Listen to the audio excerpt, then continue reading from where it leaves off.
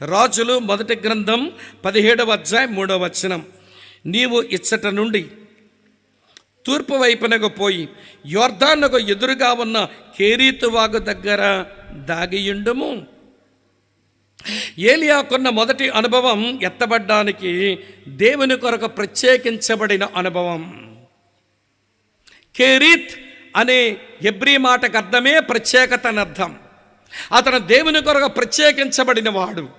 ఎట్లా అంటే అక్కడ ఆహాబు, అక్కడ యెజబెలు వారు బయలుదేవత ఆరాధన ప్రోత్సహిస్తూ ఉండగా బయలుదేవత గుడులు కట్టారు, బయలుదేవత పూజాలను తయారు చేశారు, బయలుదేవతకు వాళ్ళు బలులర్పిస్తున్నారు. దేశమునున్న ప్రజలందరూ వారిని అనుసరిస్తున్నారు. కానీ అక్కా చెల్లి తమ్ముడన్నా వినండి, ఏలియా వాళ్ళందరి నుంచి తాను ప్రత్యేకించబడ్డాడు. ప్రత్యేకించబడిన ఏలియాతో దేవుడు అన్నాడు, నువ్వు కేరీతి వాగు నీళ్లు తాగు, నీకు కావలసిన ఆహారం ఏ సమయానికి ఏది కావాలది పంపిస్తా. కాకులతో భోజనం వచ్చిందిగా. దేవుని కొరకు ప్రత్యేకపరచబడ్డామని మనకు అలవాటైతే మనకు పోషణకి ఏమీ తక్కువ అవ్వదు. మనకున్న మైదార్ రోగం ఏంటనంటే పోషణ ఉండదేమో అని చెప్పి ప్రత్యేకించబడం. మా ప్రాంతాల్లో వినండి, ఒక విజయనగరం జిల్లాలో ఒక దగ్గర సుదర్శనం అనే ఒక ఆయన ఉండేవాడు. ఆయన ఏమండి ఈ భారతదేశ సామాజిక స్థితిని బట్టి చాకళ్ళ కుటుంబం నుంచి ప్రభువుని అంగీకరించినాడు.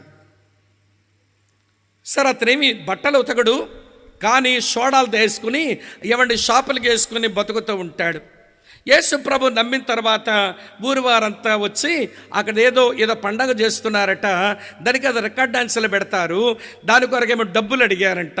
నేను యేసు ప్రభు నమ్మేనండి, నేను వాటికి ఇవ్వలేను, రోడ్డు వేస్తామని చెప్పండి, డబ్బులు ఇస్తా. పేదలకు భోజనం పెట్టండి, డబ్బులు ఇస్తా. గ్రామ క్షేమం కొరకు ఏదో కార్యక్రమాలు పెట్టండి, డబ్బులు ఇస్తా.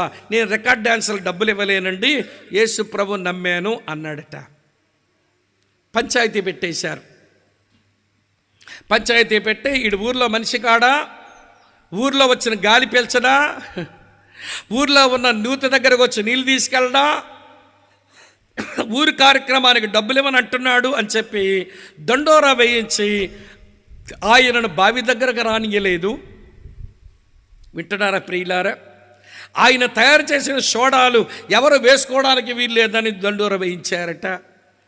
అరే, భార్య, 2 బిడ్డలు, ఇప్పుడు సోడాలు అమ్ముడుకుపోకపోతే తన జీవనోపాధి ఎట్లా నడుస్తుందని ఏమంటే మొర్రోమంటూ ప్రార్థన చేస్తున్నాం. మాకు తెలిసింది, ప్రార్థన చేశాం.